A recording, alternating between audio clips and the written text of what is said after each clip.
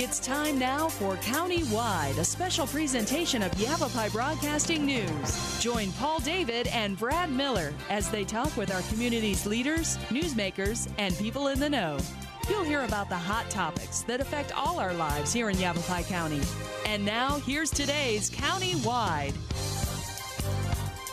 Welcome to County-Wide. I'm Paul David. Good to have you in studio with us today. Arizona Game and Fish's Shelley Shepard in studio. Welcome back, Shelley. Good morning. How are you? I'm great. Awesome. How about you? I'm really good. It's great I'm really to be good.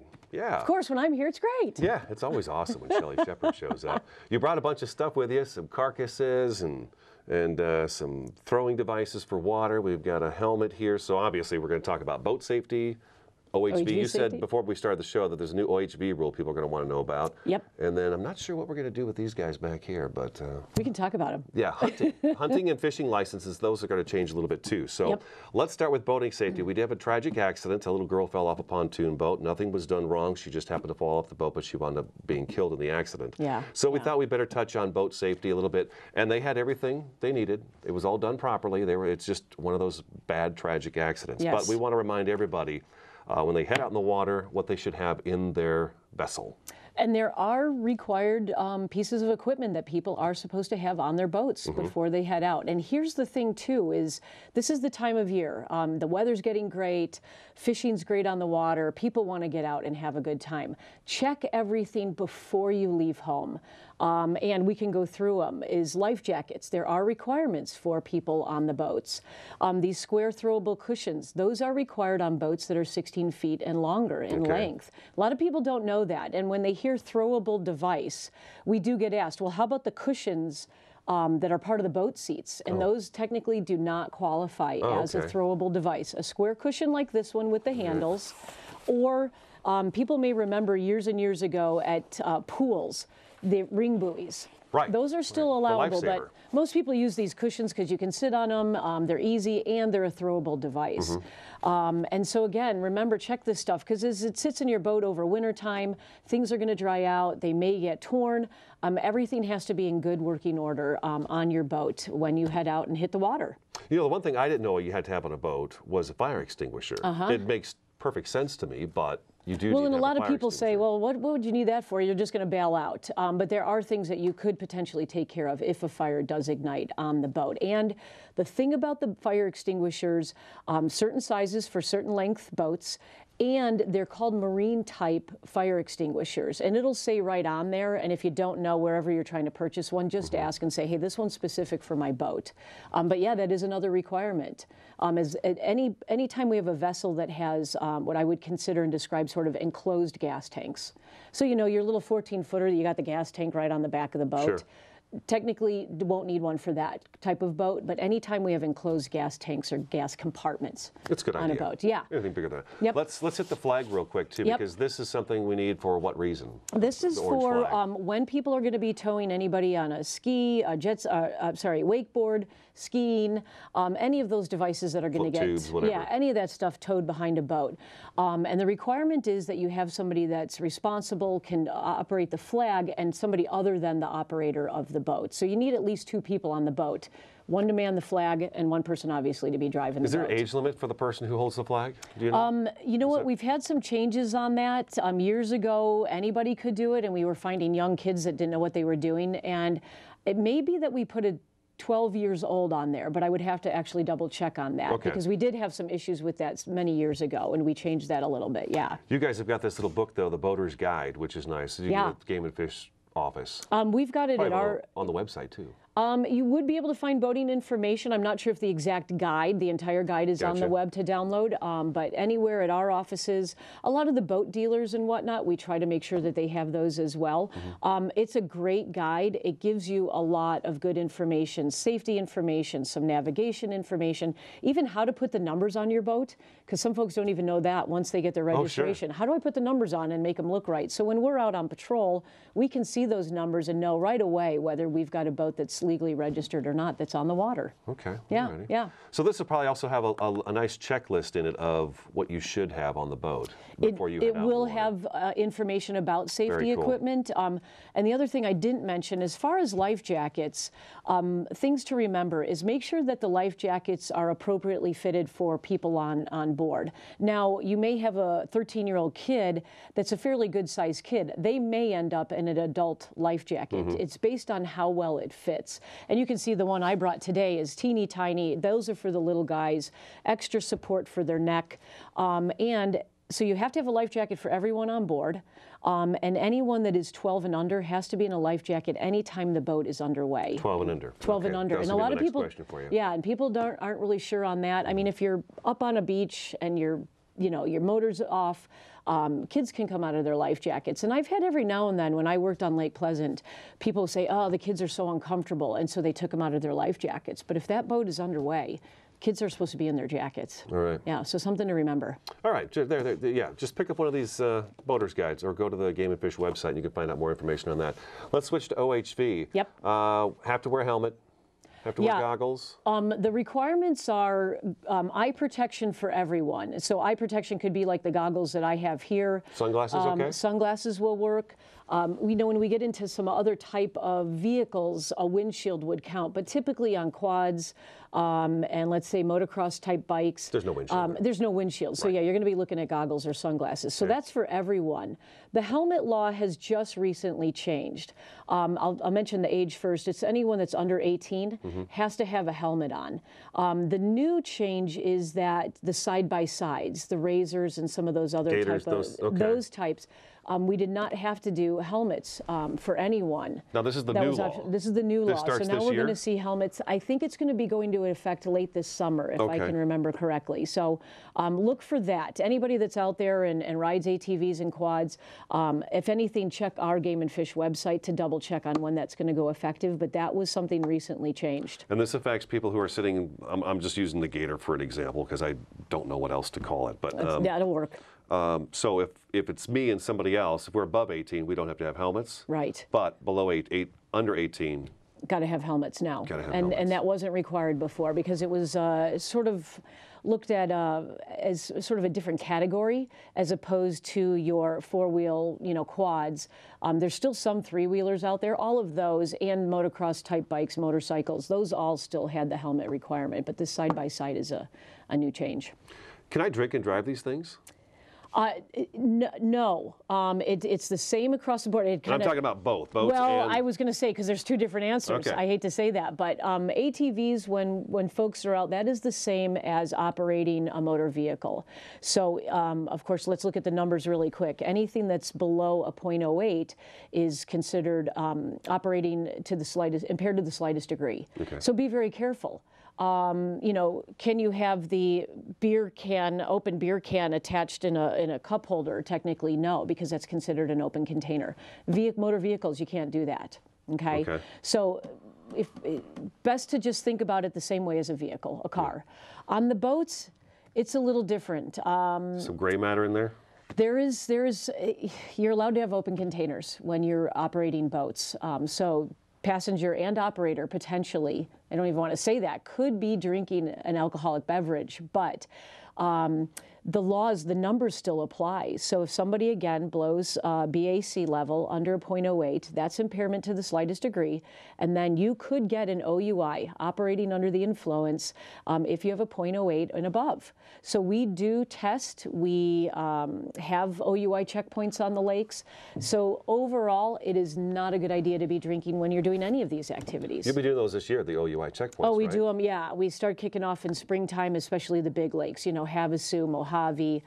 They're doing it down at Lake Pleasant, some of these bigger lakes. Yeah. We are out there, and not only Game and Fish has the authority to enforce all of these rules and regulations, but we also work with the county deputies. Sheriff's office. Some of the different municipalities nearby, like let's say Lake Pleasant, we may see Peoria PD guys that are coming out. And once you're on Lake Powell, you're looking at Park Service officers.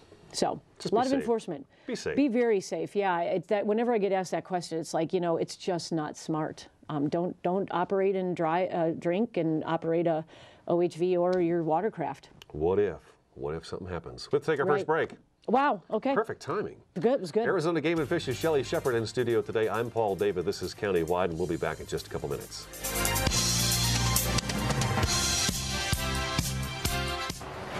Move over, AZ. Arizona's move over law requires you to move over or slow down when you drive past any vehicle pulled over with flashing lights. Any vehicle means emergency responders, roadside assistance, law enforcement, highway crews, even stranded motorists. Ignore the law and you could pay a fine. Remember, every vehicle, every time. Move over, AZ. Sponsored by ADOT in partnership with the Arizona Broadcasters Association and this station. Oh, those boys are much too much. Those boys are much too much. We got the spirit. We're hot. We can't be stopped. We got the spirit. We're hot. We can't be stopped. We're going to beat them and bust them. The smallest moments can have the biggest impact on a child's life. Let's get a little bit rowdy. R-O-W-D-Y. Take time to be a dad today. Call or visit fatherhood.gov to learn more.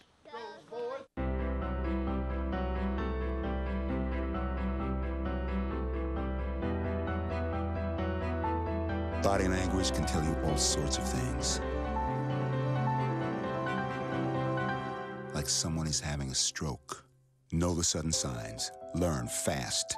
Face drooping, arm weakness, speech difficulty. Time to call 911 and get them to a hospital immediately. Learn the body language and spot a stroke fast. Here in northern Arizona and throughout Yavapai County, people count on Orkin Pest Control. With over 100 years of combined experience, nobody knows how to protect your home or your business from harmful or annoying pests like the Orkin Man. To start service, contact your Northern Arizona Orkin Pest Control. In the Verde Valley, call 567-5100 or Orkin Pest Control in the Prescott area at 77.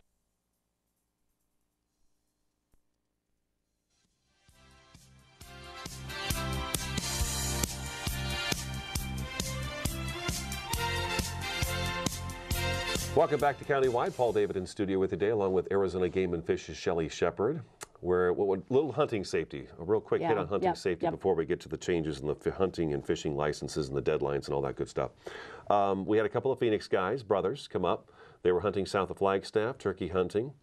Gobble, gobble, gobble. One of them got shot by the other. Right. And we don't really know, I guess, what led up to that incident, but... There's still some things that we're unsure about. I'd have to say probably turkey hunting is one of those hunting activities that we do occasionally see accidents. And the thing to address, well, there's several things. Of course, safety is number one. Take a hunter education class. It's great information not only for adults and kids, especially kids are just starting out. What happens in these situations? Here's a couple of possibilities. When you are out turkey hunting, typically you are in full camouflage because turkeys can see color. And so you do not want to stand out. That's why a lot of times everybody's in full camouflage. You usually see them sitting up against a tree, all squatted down, hunkered down. Yep. All camouflaged All out. camouflaged Almost out. impossible to see, really. Pretty tough to see, and calling, whether, you know, different types of devices are out there for turkey calls. So what may have happened is that the individual that ended up being shot was a better turkey caller than the guy He was shooting. calling, and his brother happened to hear the sounds, thought it was a turkey, and turned into that direction and shot. Sometimes it's just a little bit of movement that catches a hunter's attention, and they may shoot in that direction. Jeez.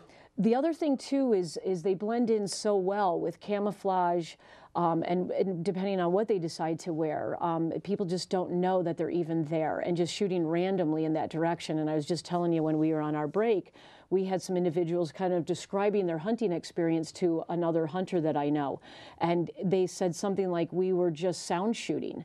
And, you know, what's that? And they just heard noise and shot in that direction. That's spooky. And that's scary. just not responsible. And I'd have to say, you know, overall, Arizona, we're doing okay. And we have a pretty good track record as far as accidents and fatalities. But those reminders about target identification, know your target and beyond, and don't just shoot towards a sound. You need to know what you're shooting at so we can avoid these kinds of things from happening. Okay. And they're unfortunate, yeah. We have had some changes to the hunting and fishing licenses. Everything is proposed right now. Proposed? Yes. Okay. What's going on is the commission just had a meeting a few weeks ago in Kingman, and were presented at least with some initial information about what we're calling the license restructuring. The other thing that just happened along with that is the governor had to sign a bill and into law that gave Game and Fish Commission the authority to be able to make these changes to some of our hunting license and tag fees. So we're restructuring. So what's going to happen now is we are holding a series of public meetings, actually starting Thursday, today, and going into next week. And it's information for the public. All this is conceptual type of restructuring. So what we're going to see is maybe the changes in the fees for hunting license, fishing licenses, tag fees, how we're going to make tags available. That's what we're looking at. And so if the public can make it to these meetings, that's the kind of information that they're going to hear. And we are wanting public input on whether they like this or they don't. And how so can are we we talking make about changes? fees going up this year? Or Potentially, yeah. Fees going up in almost every category that we have as far as, let's just kind of go hunting and fishing. Okay. The other thing that we're trying to do with this is we had about 44 different license options for the public to choose from. Can you imagine? Between hunting and fishing? Between hunting and fishing. Wow, that's 44 pretty confusing. different options. Very confusing. Now we're looking at the potential maybe 10, 11, under 15 options as far as hunting licenses, fishing licenses, or maybe a combo type license, hunt, fish. Some of these licenses may look like you will get all of your stamps, so a trout stamp, a two-pole stamp, the Colorado River stamp. Some of those things may be included in one package. And people may be surprised. Some of the fees really went down because of what we're changing maybe in other licenses, if that makes sense, I hope. Okay. Yeah, so there will be a variety of fees that people are going to see depending on what license they're looking for, and then tag fees. Of course, my guess is the public is going to be very interested in what the deer tag numbers are going to look like and elk tags, because those are kind of the most popular hunts that we have in Arizona. So. Okay, well, there's one meeting coming up on May 20th, Monday, May 20th. Yep. Today is the 16th of May. We should probably mention that real quick. Yeah, the first meeting is today in Pine Top, it says here. But there's one on May 20th, and this is something everybody can watch at azgfd.gov/webcast. So it's going to be webcast. It will be webcast. It's going to be held at our headquarters in Phoenix, but it's going to be webcast on that particular day. Okay. From what I understand, there will be a meeting somewhere in the Prescott area. We will have one in Flagstaff next week on the 22nd. And then the only other kind of northern Arizona, of course, one in Kingman and Pine Top, and then we are hosting another meeting in Page. So to give the public an opportunity to be there with Game and Fish staff to answer questions. But again, with the luxury of the internet, there's a lot of opportunity for people to view this on the internet and actually make comment as well if they cannot attend any of the meetings. Okay. All right, and these are all going to be at 6 o'clock. All 6 o'clock at night. Okay, so I guess the Monday, May 20th, we can watch it right on our computer. You sure can. At 6 p.m. Yep. And then if you can't do that, Wednesday, May 22nd, I guess would be the closest one for our region, would be Flagstaff. It's your office on South Lake Mary Road. Yep. And again, at 6 o'clock. Yep, that's when we're going to hold them. Online application service is now available for 2013 fall hunts. You guys had a lot of press releases come out over this last week and a half. I'd never seen so many coming from Game and Fish, but I guess 'tis the season, right? It is. With the license restructuring going on. You know what? Oh. I got to stop you. We got to take a break. Okay. Got to take a quick break. Okay, Shelley Shepard with Arizona Game and Fish Department in studio today. I'm Paul David. We're going to take a quick break, and we'll be right back with more County-Wide.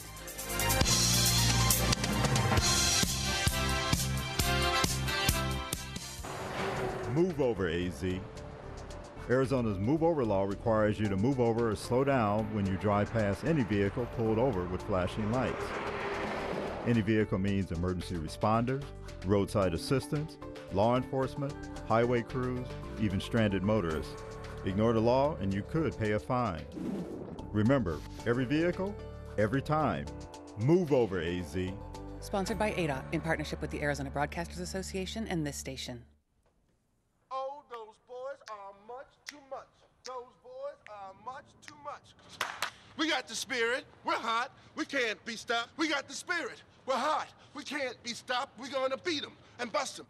The smallest moments can have the biggest impact on a child's life. Let's get a little bit rowdy. R-O-W-D-Y. Take time to be a dad today.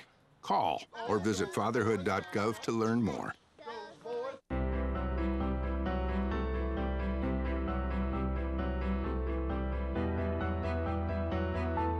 Body language can tell you all sorts of things. Like someone is having a stroke.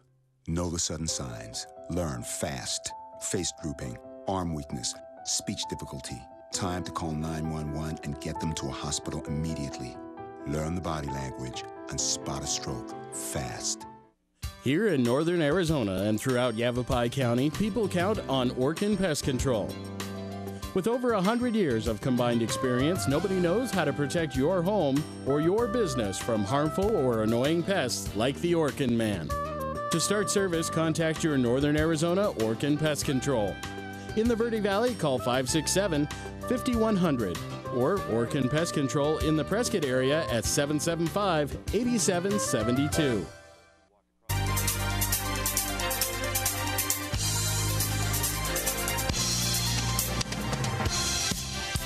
Welcome back to Countywide. We got a few minutes left of the program. Before we jumped into the break, I so rudely cut you off. Gosh, the application deadline for the fall months is coming up. You can do it online. Yeah, you can apply online. We've had that process in place now a little while, or go with the traditional paper application. Always remember that the applications are due by June 11th at 7 p.m. And that's only at our offices. This is not a mail, drop it in the mailbox kind of thing. You got to drop them off by our offices. Postmarks do not count. Right. They have to be in Game and Fish's hands by 7 p.m. Tuesday, June 11th. Yep. So don't drop it in the mailbox that day and expect. Right. Don't expect that. You know, prepare for anything that could happen. Don't wait till 6:45 to try to get to a Game and Fish office. And I would give people a heads up with online applications. Start it early, do it days before the deadline, so we don't run into the same crunch that we did at the last draw deadline day. Gotcha. Yeah, okay. yeah. And then one other thing we wanted to hit, the speaker series. Yes. You usually send that out the week that the speaker series is going to take place. Yep. And you've got one coming up this Friday, which would be it's the 16th today. It's so the tomorrow's I'm the going to do the 17th. math, think hard. So it's going to be on the 17th, Friday the 17th, Yes. which is tomorrow. Yep. Noon. Noon in Flagstaff at our Game and Fish office. What's and the this topic? is turkeys. We're going to talk turkeys. Oh, yeah, it's how not about appropriate. Thanksgiving dinner, okay? Right. But yeah, a lot of people don't know about turkeys in Arizona, and our presenter is a great biologist. He's out of our Flagstaff office, and he knows a lot about turkeys, so it'll be kind of cool. And of course, we have a free lunch. I just have to put that in there, because people will come for that. We had a great turkey guy in here. He brought some of his calls and did some calling on stuff, and it was really awesome. We're going to do a little bit of that for folks, too. So it's free. Come on by. You get a free lunch. And this is the second to last one. We've got May, and then our last one is in June. I believe that would be the 14th. And that one's going to be cool as well. I got to do the plug for that. Fish and game meat recipes. So all of us put our famous game or fish. Oh, you guys do? We do. Okay. Yeah, it's sort of a potluck kind of thing. And last year we had turkey enchiladas. We had mountain lion, like chicken fried steak style. We had fish ceviche, and yeah, all sorts of great stuff. Boy, you know, if you told me that was going to happen, I would have been there. Yeah, well, you've got time now. You can plan for the one in June. So yeah, this is the last two talks for our lunchtime speaker series for this year. We've done great this year. Yeah, we've had some really good turnouts in some of the presentations. So odds are this will be back next year again, too? We probably will do it again, yeah. We cut back the number of talks for this year. I think we'll probably stay with that, and we typically start in January and wrap up in June. So, yeah, I think it's popular. Wow. Yeah, we always want to tell people, bring a friend, though. We want more folks coming. Bring a friend. Okay. All right. And that's the Game and Fish office in Flagstaff off Lake Mary Road. A lot of people know where that is. Yeah, easy to find. So we want people to be safe on their boats this summer season. Remember your safety equipment. Yep. OHV, there's some new laws there. And Game and Fish does have these, sorry, I didn't mean to attack you like that. But OHV, they do have these booklets down at the Game and Fish office. Yeah, and at some of the dealers and other places around Arizona. Yep. But just be safe. Yes. Yeah. All right, well, good seeing you. Be careful. It's great to be here. Thanks Thank you. for coming in. Oh, not a problem. All right, that was Shelley Shepard with Arizona Game and Fish Department. I'm Paul David. That's today's Countywide. We'll talk to you again next time.